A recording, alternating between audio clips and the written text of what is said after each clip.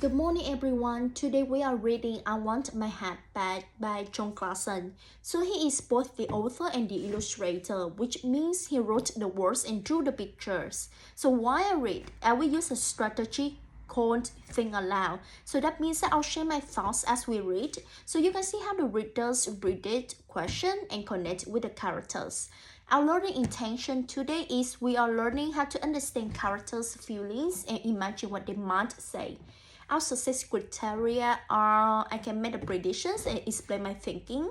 I can identify how characters feel. I can create and share dialogue that matches the story. So before we begin, let's look at the cover together. So what do you notice about the bear's face? Yes, you're right. So he looks very worried, right? I predict he has lost something important. Have you ever lost something special? How did it feel? I understand that. I have the same feeling as well. Okay, let's look at the story, okay? My hat is gone. I want it back. So the bear asks a very short question, right? That makes me think he is worried. I can tell from his words in the picture. So how does the bear feel here? How do the words or the picture show that? Can you tell me? Good job. So let's look the next one. Have you seen my hat? No, I haven't seen your hat. Okay, thank you anyway. So I noticed that the sentence starts with a capital H. That tells me it's a beginning. I also see the question mark at the end. So that reminds me to read it in a questioning voice, like the bear is asking, have you seen my hat? So because this same sentence is repeated later, I can read it. It's important in the story. Have you seen my hat? No! Why are you asking me? I haven't seen it. I haven't seen any hat anywhere. I would not steal a hat. Don't ask me any more questions. Okay, thank you anyway. Wait a minute. The rabbit sounds very defensive, right? So he is talking a lot and seems very nervous. Why do you think the rabbit talks so much? What clues in the words or the picture help you to decide? Yes, you're all right. So we can see the picture shows the rabbit wearing something on his head. This made me suspicious. Maybe the rabbit is lying? I can connect this to times when someone tries to hide the truth by saying something too much. I think the authors maybe want us to feel unsure about the rabbits. Have you seen my hat? I haven't seen anything all day.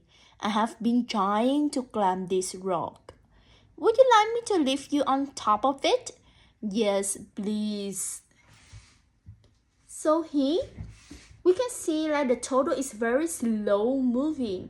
I'm connecting this to what I know about the turtles. They often take a long time. That helps me imagine the turtle's voice as low and calm.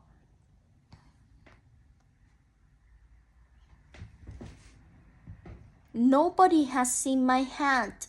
What if I never see it again? What if nobody finds it? My poor hat, I miss it so much. I think the bear looks very tired. I notice his lumped posture in the illustration. I can connect this to the time I felt very disappointed. So how do you think the bear feels now? Can you describe it using your own words? Good job. Okay, let's continue the story. What's the matter? I have lost my hat and nobody has seen it. What does your hat look like? It is red and pointy and I have seen my hat. I think the bear realized something or remembers something. Looks like he's running back. You stole my hat. He pointed to the rabbit. They look at each other. And then now he's wearing a red hat. I love my hat. Excuse me, have you seen a rabbit wearing a hat? No, why are you asking me? I haven't seen him. I haven't seen any rabbit anywhere. I would not eat a rabbit. Don't ask me any more questions. Okay, thank you anyway. The end. Look at the ending of the story. Yes, so we all know like the bear remember where his hat is. But the rabbit disappears and I'm thinking what might have happened. The story doesn't tell us. That's interesting because it makes the reader imagine the ending. So what do you think happened to the rabbit? So why do you think that? Good, very good point. So would you like this ending? How would you feel like if you were a bear? Very good job. Okay, now we have read the story and thought about the characters' feel. It's your turn to become the test participant. So you can see how each time a different character speaks, the words are on the new line with the capital letters at the start of the sentence. So that's how the writers show a dialogue. So I have another example here. So this is a conversation that I just create for the next ending. Like this one is between the bear and the rabbit. So bear, where is my hat? And look at this. This is this little mark. So this one is called quotation mark. So this one tells us that someone is talking. Rabbit, I didn't take it. I promise. So you can see on the second sentence, second line, I put the character name rabbit with the dot and then quotation mark.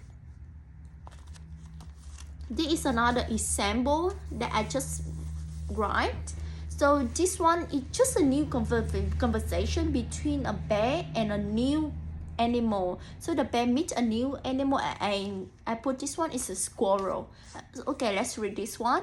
Bear, have you seen my hat? On the new line, character name, quotation mark. And then on the second line, squirrel, quotation mark.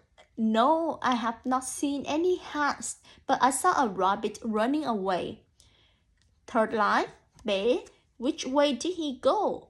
Squirrel, he went to that road. Okay, so this one is an example of this. And then today, we are going to write our own dialogue. So you will write your own dialogue. Maybe between two characters. You can do 3 characters. It's okay as well. So you can write between maybe a bear and a rabbit. Or maybe the bear meets an animal, a new animal, like just what I did. You will use a quotation mark correctly. You will show how the character feels in your own words. And then share your dialogue in your group and read it aloud clearly. So okay, you will have 15 minutes for this.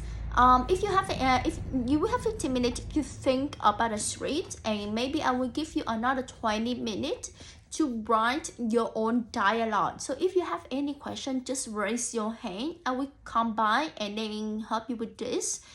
Okay, and then later, if we have time, we will share our dialogue to the classroom. And then remember, when you share and listen, you need to listen carefully to your partner, and then you need to give a kind feedback. You can say like maybe I like how you showed the bear was angry. I noticed the rabbit sounded nervous. That was clever.